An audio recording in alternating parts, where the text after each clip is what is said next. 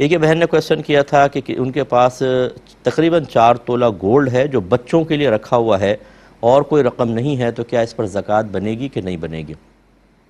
دیکھیں، بچوں کے لیے رکھنے کا مطلب، اگر تو آپ نے کہا کہ یہ میرے بچوں کا ہوا،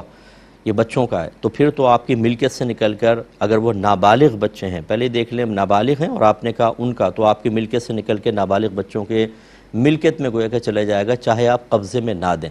تو پھر تو اس پہ زکوٰۃ نہیں بنے گی، کیونکہ آپ کی ملکیت میں رہا نہیں اور بچے نابالغ ہیں۔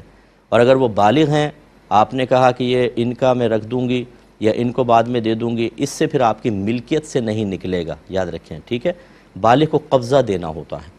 اور فرض کر لیں کہ آپ نے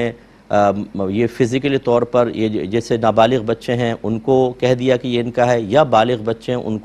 ان کے قبضے میں دے دیا، پھر یہ آپ کے ملک میں نہیں ہے اور آپ اس میں بالکل کوئی تصرف نہیں کر سکتی ہیں۔ یاد رکھیں، جب دے دیتے ہیں تو تصرف نہیں کر سکتے۔ یہ بحث تو اس میں ہے کہ آپ نے جو یہ بات کہی۔ باقی یہ کہ 4 تولہ گولڈ اگر آپ کے پاس ہے، آپ کے قبضے میں بھی ہوتا، جو مزید اگر کوئی بھی مال نہیں ہے تو اس پہ زکوٰۃ نہیں بنے گی، کیونکہ تقریباً 7.5 تولہ سونا ہو تو پھر اس پہ زکوٰۃ ہوتی ہے، یا اس سے کم ہو جیسے آپ کے پاس ہے، لیکن اس کے علاوہ تھوڑی سی چاندی یا کوئی کیش اضافی آپ کی ضرورت ہے،